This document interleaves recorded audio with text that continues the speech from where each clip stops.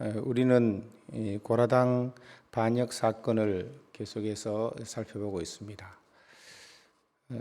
고라당 반역 사건은 이 16장에 기록되어 있는 이 내용을 우리가 세 부분으로 나누어서 살펴보고 있는데, 오늘 우리가 살펴보는 내용은 심판하시는 내용에 대한 건데, 사실은 이 부분만 떼서 볼 것이 아니라 전체적으로 보고 이해해야, 그러니까 16장 전체 뒷부분에 나오는 언역으로 말미암아 죽는 그 회중들을 구원하시는 그 내용까지 같이 패키지로 봐야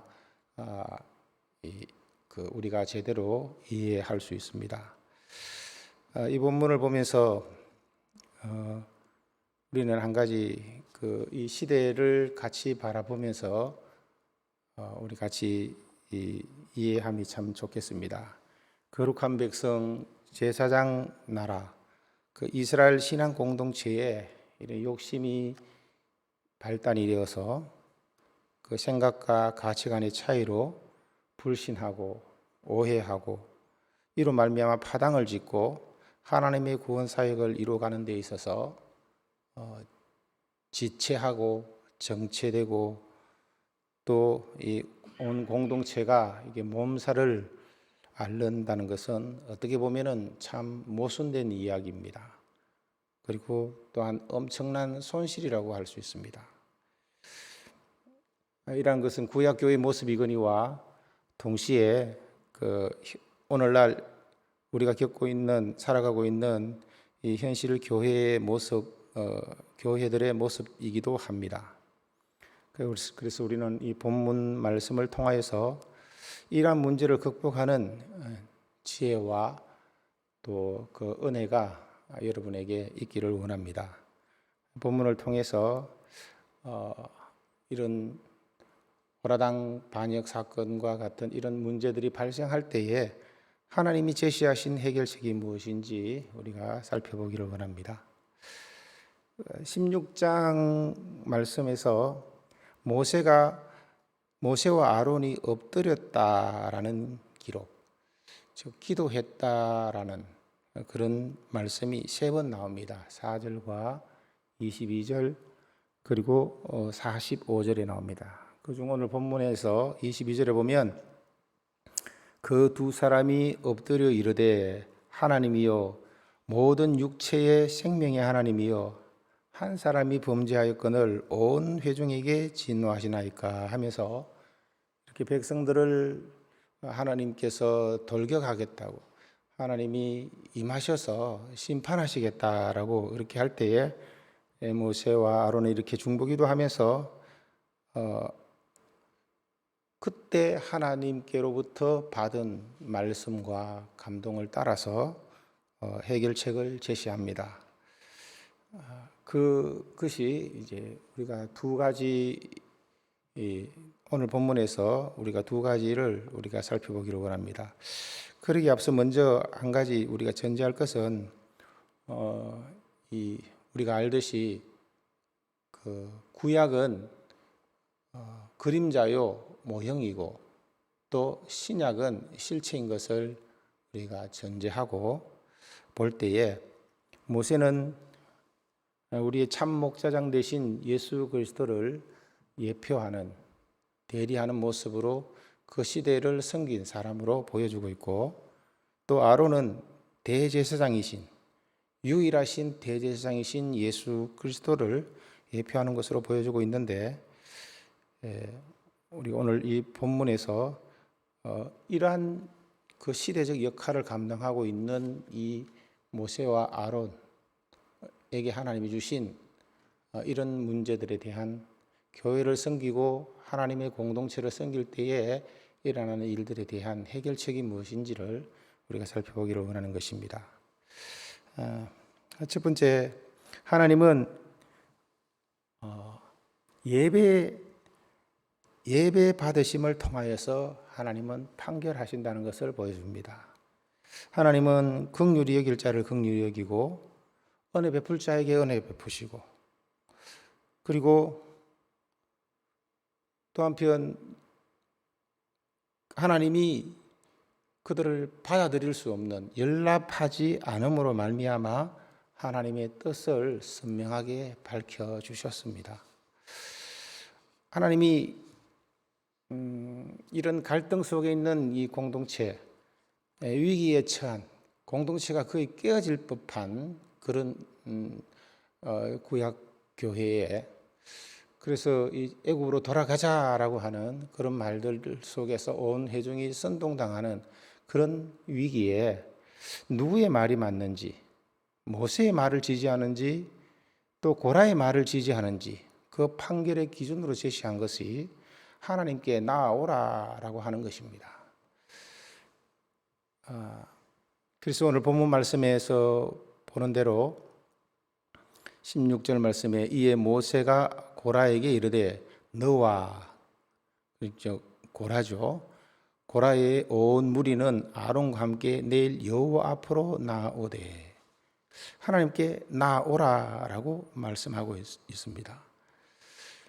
그래서 우리가 결과적으로 본문을 먼저 읽어서 아시겠습니다만은 이 하나님의 하나님 앞에 나아왔을 때에 하나님의 임하심으로 말미암아, 본문의 서술하는 과정 속에서 보니까 서로 따로따로 떨어져 있는 것 같지만 실제로는 하나님의 임하심으로 말미암아 모세가 이스라엘 회중에게 그 뜻을 다 전함으로 말미암아 심판이 바로 임해지는데, 이런 하나님의 임하심으로 말미암아 어떤 사람에게는, 고라 당에게는 죽는 심판으로 나타나고 어떤 사람에게는, 이 회중들에게, 선동당한 회중에게는 살 길이 열리는 것으로 나타납니다. 그래서 하나님은 누구의 예배를 받으시고 누구의 예배의 은혜를 베푸시는가로 이 판결의 잣대로 삼으신 것입니다. 그만큼 우리가 회중 전체가 예배하지만 개개인의 예배, 자신이 하나님 앞에 어떻게 설 것인가, 그 개인적인 그 예배가 굉장히 중요합니다. 공동체 가운데서는 개인 예배가 전제된 상태에서 공동체 예배가 있는 것이지, 공동체 전체 분위기에 휩쓸려서 그렇게 예배 드린다고 해서 그것은 참 예배가 하나님이 받으시는 예배라고 할 수는 없는 것입니다. 그거는 각각 이루어지듯이 우리가 하나님 앞에 설 수 있는 것도 바로 그런 것임을 우리는 엿볼 수 있습니다. 그래서 이 16절 말씀대로 하나님 앞에 나오라라고 하는 말씀에 따라서 고라와 함께하는 그 회중이 그 향로를 들고 하나님 앞에 그 회막 문 앞으로 이 회중 가운데 이름 있는 유력한 지휘관 250명이 여호와 앞에 나아갔습니다. 하나님은 구약 이스라엘을 선택하셔서 우리에게 모형적으로 보여주셨습니다. 하나님 앞에 나왔을 때 누가 죽고 누가 사는지를 보여주신 것입니다. 신약 시대를 사는 우리 입장에서는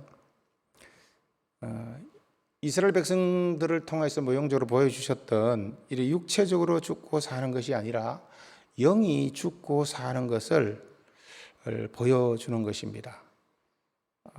그러니까 하나님과의 교제의 고통이 이루어짐으로 말미암아 그 영혼의 소성함을 얻는 사람들과, 아무리 심각하고 이런 하나님을 반역하고 거역하고 원망하는 그런 죄를 할지라도 하나님 앞에 살 길을 열어주신 이 신약 시대를 살아가고 있는 우리들, 그것은 어떻게 하면 살게 되는지, 어떻게 할 때에 그것이 하나님 앞에 연락합을 받지 못하는 것임을 우리에게 보여주는 것입니다. 예배는, 제사는 하나님 앞에 나와서 죄인인 인간이 긍휼하심의 은혜를 입어서 거룩하신 하나님을 만나는 것이고, 또 인생의 크고 작은 문제를, 최고의 그런 문제들을 해결받고 하나님과의 교제를 회복하는 것입니다. 그러려면 제사를 통해서, 희생제사를 통해서, 또 십자가의 보혈의 은혜로 하나님 앞에 나아가는 것입니다. 이스라엘 공동체, 이 리더십이 깨어질 위기 앞에서 하나님은 사실은 은혜를 베풀기 위해서 그들에게 향로를 불에 담아 여호와 앞에 나아오라고 한 것입니다. 죽느냐 사느냐의 문제이기도 하지만 사실은 그들에게 앞서 하나님이 가르쳐 주신, 하나님이 명령하여 말씀하신 대로 하나님 앞에 나올 때에 어떻게 나오는가, 믿음으로 나오는가 그렇지 않은가 보고자 한 것입니다. 그런데 본문 19절, 35절, 뒤 후반부 46절을 자세히 살펴보면 그 250명의 그 지휘관들, 이 리더들은 여호와께로부터 불이 나와서 이들을 불살라 버리고 아론이 든 향로로는 백성을 연병으로부터 구원하게 된 그런 것을 보여주고 있습니다. 어떻게 해서 이렇게 되었을까요? 46절의 문제를 살펴볼 내용입니다만 거기에서는 분명히 아론은 번제단의 불, 그것을 담아다가 죽음과 이 죽음 앞에서 이 향로를 들고 섰을 때에 연병이 그치고 하나님의 진노가 멈추는 반면에 이 250명의 그 지휘관들은 그 불이 어떤 불인 것을 본문은 밝히지 않고 있습니다. 그래서 많은 학자들은 한결같이 이 250명의 리더들은 다른 불을 향로에 담아 여호와 앞에 나아갔다라고 그렇게 이야기합니다.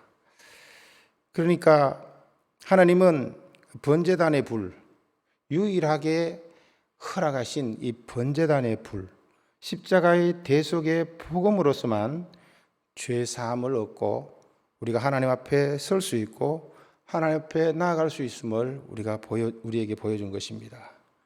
똑같은 원방과 반역의 죄를 가지고도 아론은 이 번제단의 불로서 허물의 사함을 받고 죄의 가려움을 입는 그 은혜를 힘입고 그것을 적용시켰습니다.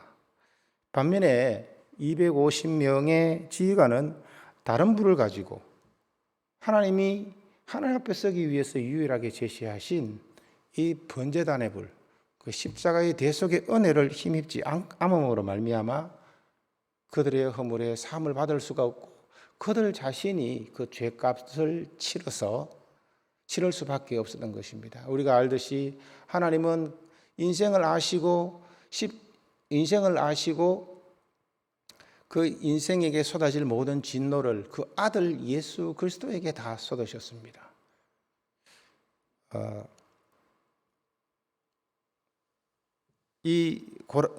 그리고 고라 역시 지휘관들과 마찬가지로 끝까지 마지막 순간까지 십자가의 은총을 붙잡고 하나님 앞에 나아가지 않고 오히려 그 회중 앞에 모여라 하셨을 때에 그때 자기 생각과 고집으로 회막문에 모인 온 무리를 선동하고 모세와 아론을 대적했기 때문에 끝까지 그렇게 했기 때문에 땅이 입을 벌려 수월에 삼킨 바 되어서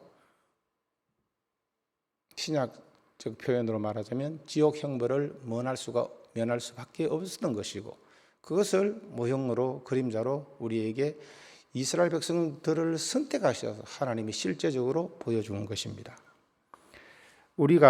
하나님은 어떠한 심각한 죄라도 십자가의 은혜를 붙잡고 하나님께 나오는 자를 하나님은 용납하시는 줄로 믿습니다.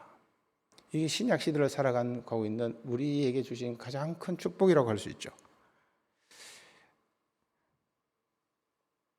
그래서 우리는 어떤 큰 문제를 만나더라도 바로 하나님과 우리 사이에, 성도와 성도 사이에 이 십자가를 사이에 두고 하나님의 용납하심을 힘입는 것을, 이것을 사이에 두고 하나님의 인자하심을 힘입어서 교제하고 또 문제를 해결하고 또 그 은혜 앞에 그 이름의 크고 높으심 때문에 다른 모든 것들은 내려놔 놓고 하나님 앞에 담대히 나아가는 그런 심령이 되시기를 바랍니다.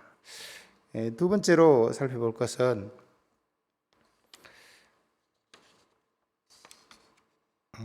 하나님은 이 모세와 아론의 중보 기도를 통하여서 하나님께서 가르쳐 주신 대로, 말씀하신 대로 이 이스라엘 회중에게 말씀하고 있는 두 번째 내용은 죄를 멀리하고 스스로 죄악의 전염으로부터, 그 악영으로부터 떠나라라고 말씀합니다. 26절에 보면 모세가 회중에게 말하여 이르되 이 악인들의 장막에서 떠나고 그들의 물건은 아무것도 만지지 말라. 그들의 모든 죄 중에서 너희도 멸망할까 두려워하노라. 하나님이 여기 반역한 고라와 함께하는 그런 사람들에게 떠나라라고 하신 그런 이유는, 그들로부터 떠나라 하신 이유는 죄로 말미암아 죽을까 봐 떠나라 하신 것입니다. 그 죄는 전염시키고 오염시키는 그런 능력이 있습니다. 그리고 우리 인생은 연약한지라 쉽게 영향을 받습니다. 특히 말의 영향, 부정적인 말의 영향에 쉽게 휩쓸립니다. 또 우리는 그 은혜를 평생 간직하고 살아야 하는 존재이기도 하지만 동시에 아무리 10가지 잘해줘도 한 가지 싫은 말에 거기에 마음 상하고 속상하고 자기 뜻대로 욕심대로 되지 않으면은 거기에 무너지는 것이 그런 연약한 인생임을 또한 우리 알아야 합니다. 그렇기 때문에 육체를 입고 살아가고 있는 동안 우리는 이런 죄를 두려워해야 합니다. 그래서 이스라엘의 그 250명의 리더들이 이 동조할 만큼 상당히 설득력이 있는 말이었고, 또 그 가까이 있던 러벤 지파들은 그게 쉽게 휩쓸릴 수 있었던 그런 여지들이 있었습니다.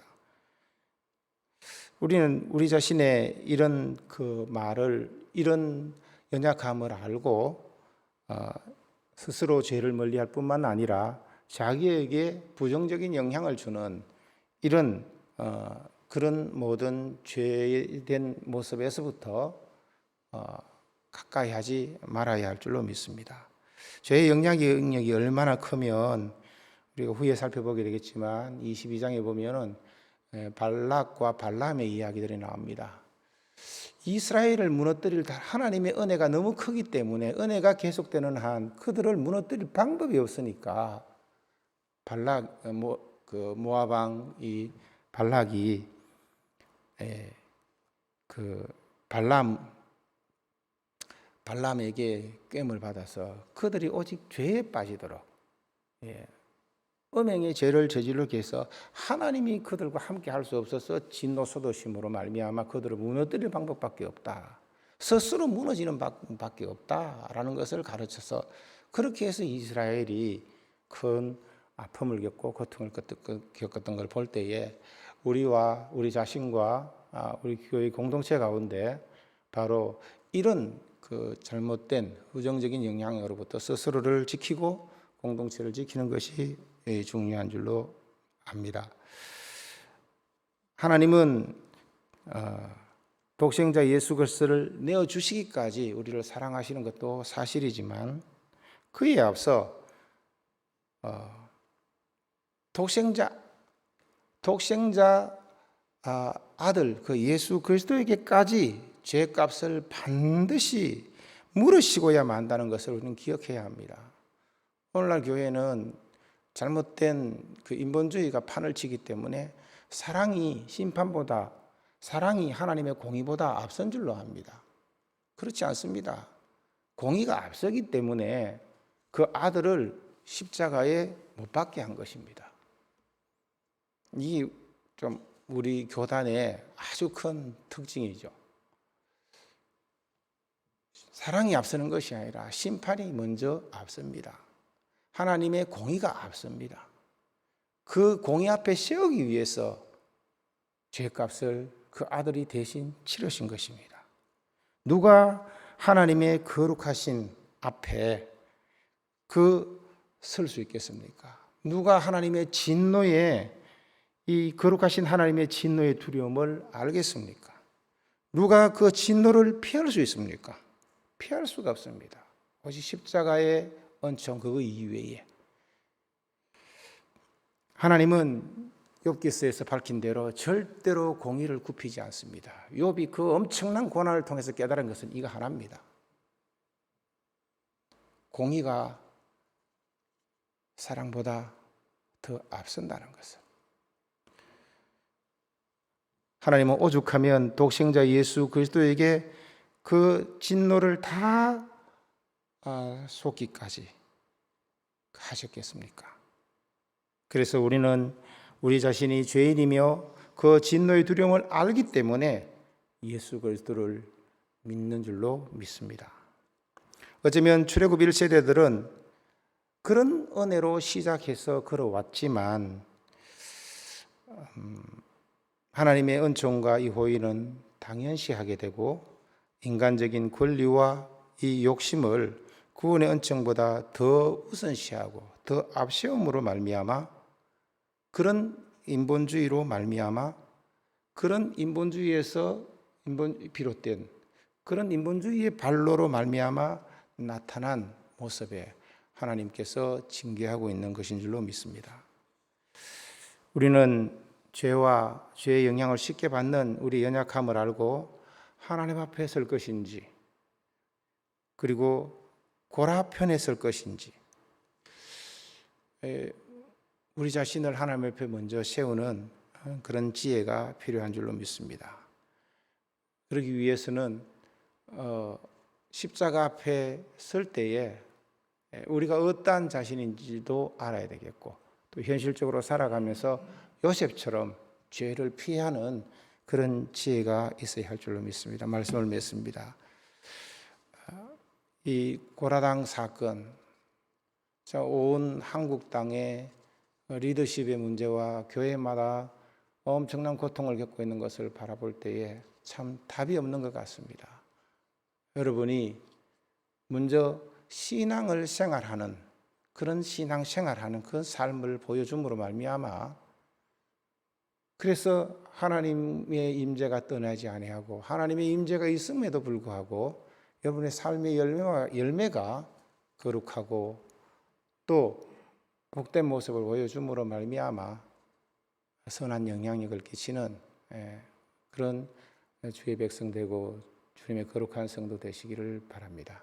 주님 가르친 기도로 마치겠습니다.